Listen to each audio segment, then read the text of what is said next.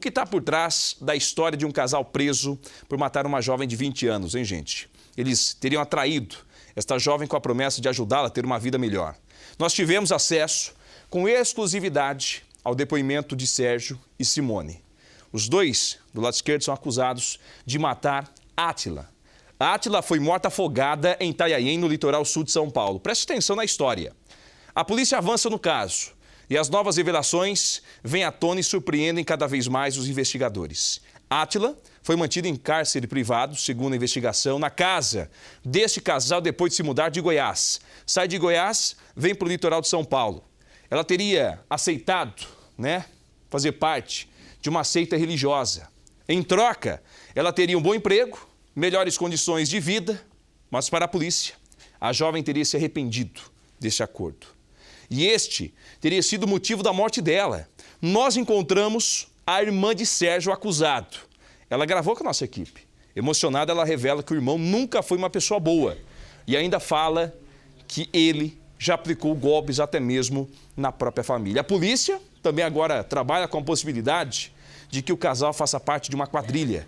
2 mulheres já foram identificadas pela polícia e, segundo as investigações, elas sabiam que Átila passava todo esse sofrimento dentro da casa desse casal. Veja. A polícia avança na investigação e as novas revelações que vêm à tona surpreendem cada vez mais os investigadores.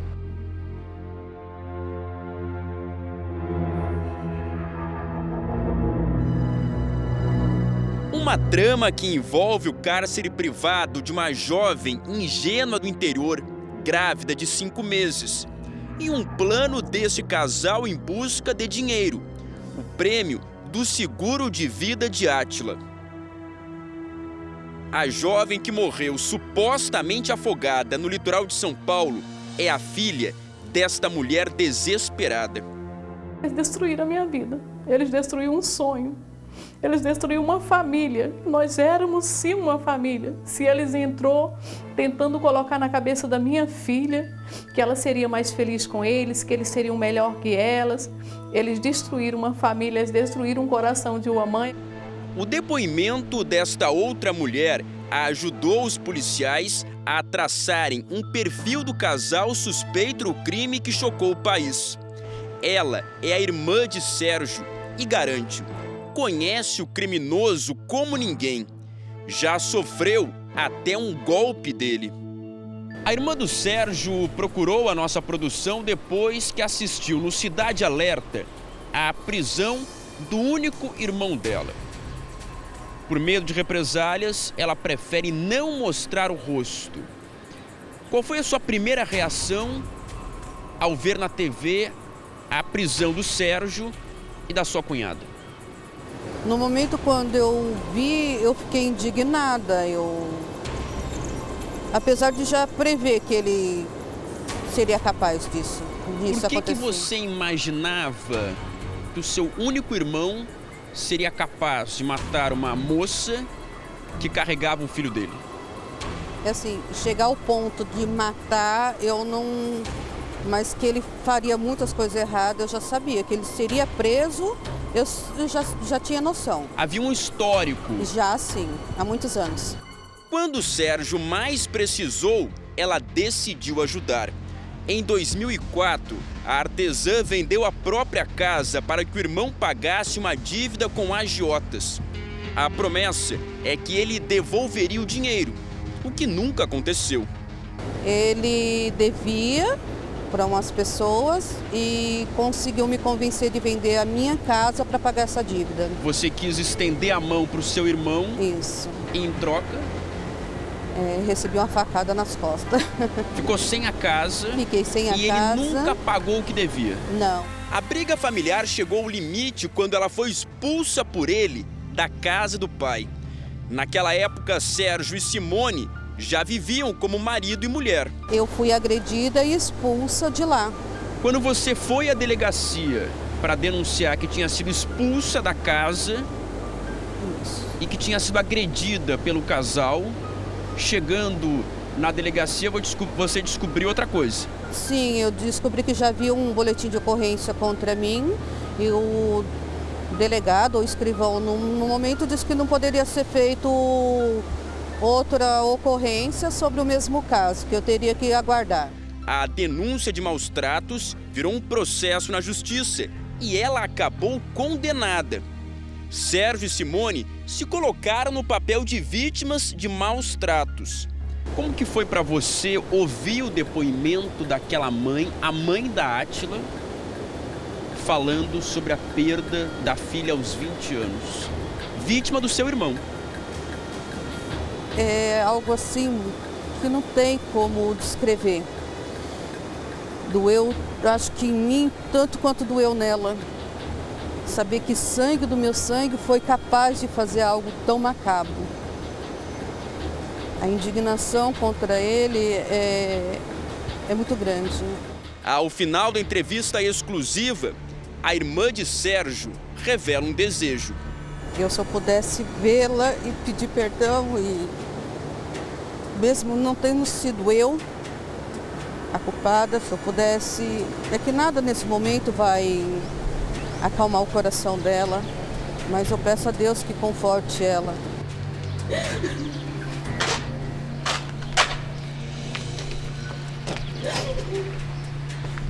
A gente vai atender o pedido da irmã do Sérgio de conversar com a mãe da Átila para pedir desculpas pela família, embora ela não tenha nada a ver com isso, não concorde com o que o irmão fez.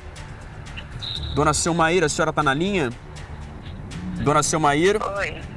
Eu tô aqui com a irmã do Sérgio, uma mulher trabalhadora, uma mulher de bem, e ela queria conversar com a senhora para pedir desculpas pelo que o irmão dela fez. A senhora topa conversar com ela por telefone?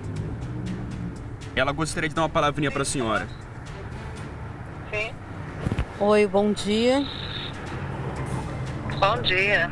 Gostaria de me desculpar com a senhora e mesmo que eu diga qualquer coisa, eu sei que não vai acalmar o coração da senhora.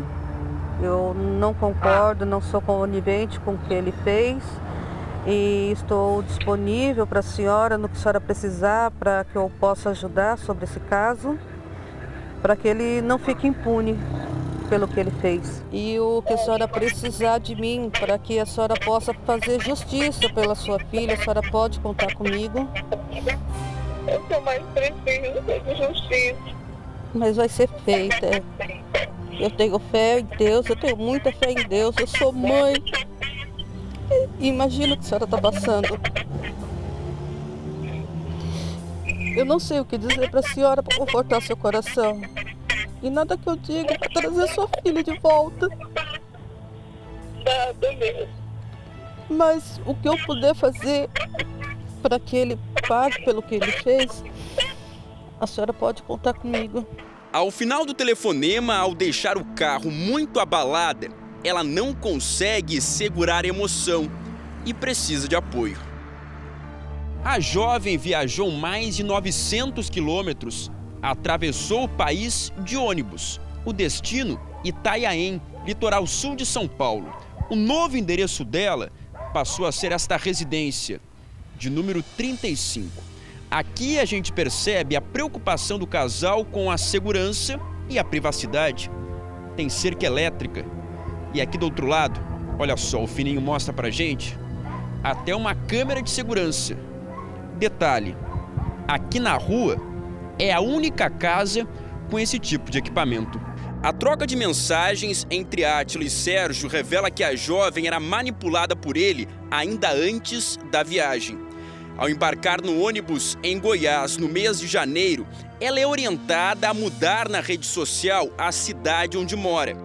Aos 20 anos, Átila jamais poderia imaginar que naquele momento procurava a própria morte, atraída pela promessa de ajuda e emprego no litoral de São Paulo. Essa promessa de serviço, que era para o dia 24 de janeiro, ela teria essa entrevista, ela não teve essa entrevista, não teve esse trabalho.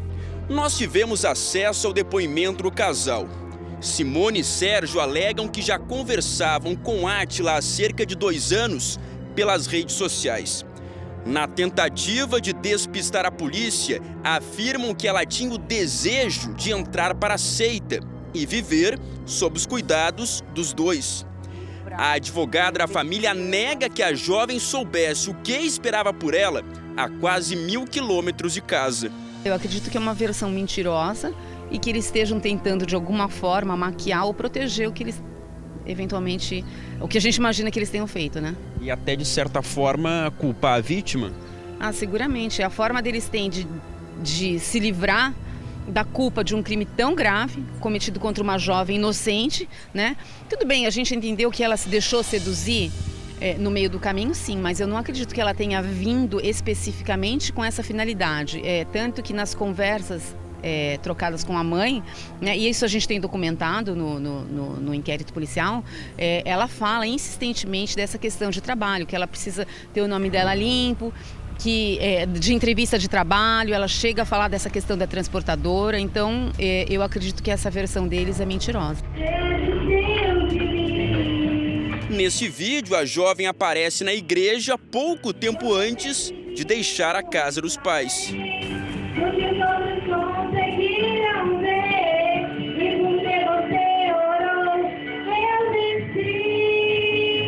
A polícia acendeu o sinal de alerta depois que representantes de uma seguradora procuraram a delegacia. Aqui eles queriam mais informações sobre a morte da jovem. Estranharam o afogamento ter acontecido pouco tempo depois de o seguro ter sido contratado. Aí os investigadores começaram a montar o quebra-cabeça e chegaram a uma peça central. O casal, que tinha registrado aqui na delegacia o boletim de ocorrência da morte da jovem no mar. Aí veio a estranha coincidência. Simone e Sérgio eram também os únicos beneficiários do seguro de vida. O prêmio de um dos seguros chega a R$280 mil para casos de morte por acidente. Mas a polícia acredita que há pelo menos outras 4 apólices. Os valores poderiam chegar a quase R$500 mil. O delegado que comanda a investigação ainda espera o laudo que vai apontar se Átila foi envenenada antes de entrar no mar. A gente não tem nem indício disso, mas a gente tem indício das substâncias que havia na boca e na cavidade estomacal da menina. Suspeitas? Sim. No depoimento, Sérgio disse que Átila misturou vodka e suco de laranja antes do banho de mar que terminou em tragédia. Ele ainda admite que manteve relação sexual com a jovem uma única vez. Já Simone nega que tivesse conhecimento dos encontros amorosos dos dois. Ele admite manter relações sexuais pelo menos uma vez com ela e ser o pai da criança. Ela era uma escrava sexual do casal? Olha, não temos elementos para afirmar isso, né? Indícios, mas uma coisa é patente. Ela praticamente ficava em casa, segregada em casa, evitava, não saía quase. Então, a empresa que foi aberta no nome dela, essa empresa de comércio de derivados de cacau, nós cremos que a única finalidade era a abertura de contas mesmo. Dar golpe no sistema financeiro? Sim, conseguir alguma coisa. Sérgio confessou que era o pai do bebê que Átila esperava. A polícia descobriu que o plano do casal era que a jovem tivesse 2 filhos que seriam entregues para a seita, o que foi negado pelo casal nos depoimentos. Simone e Sérgio foram presos em casa na última sexta-feira, no mesmo local onde mantinham Átila em cárcere privado.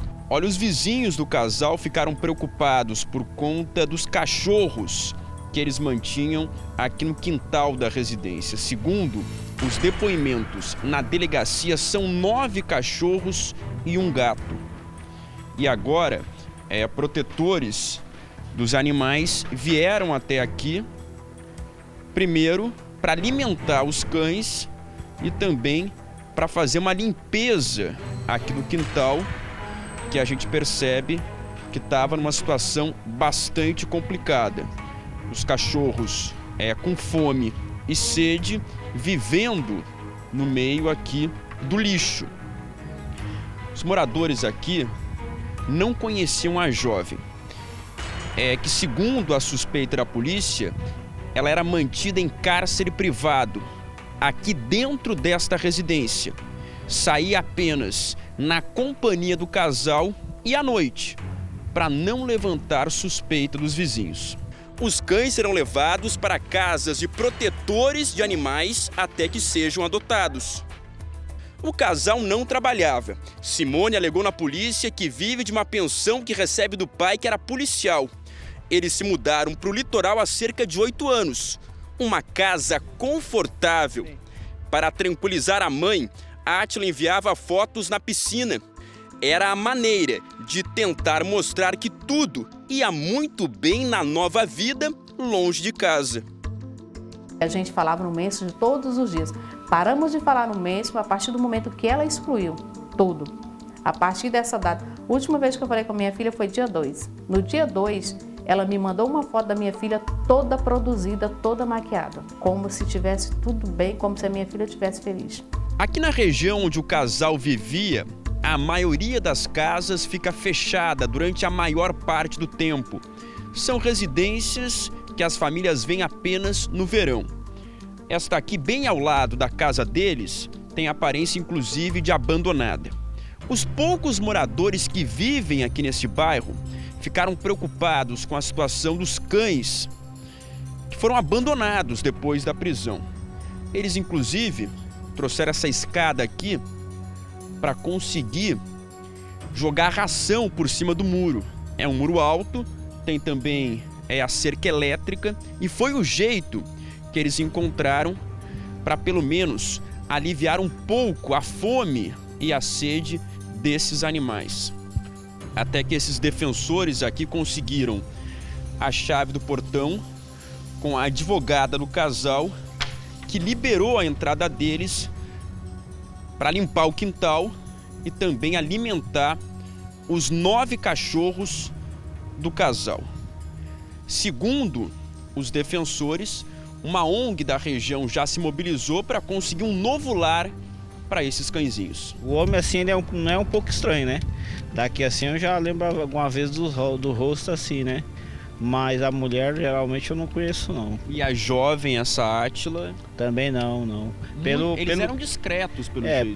Pelo que os moradores aqui tá falando aí pra mim, que tinha 8 anos aí que eles estavam morando aí, mas que era difícil ver. E ela mesmo, ninguém nunca viu ela por aqui, porque acho que ela devia ficar presa, né, dentro.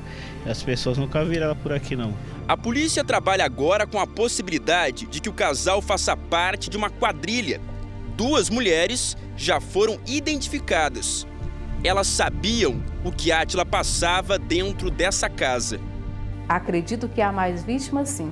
Assim como eu, financeiramente, eles sabiam que eu não tinha condições de vir atrás da minha filha, eles podem ter trazido outras meninas que a família não conseguiu vir atrás, assim como eu consegui com ajuda e tal. E talvez poderia até nem ter contato com a família, né? Acredito eu que é uma quadrilha, sim. Qual o seu desejo agora? Que eles paguem por tudo que eles fizeram. E que as pessoas que também foram lesadas, que venham às delegacias e denunciem, né? Eles têm que denunciar, que tem mais coisas.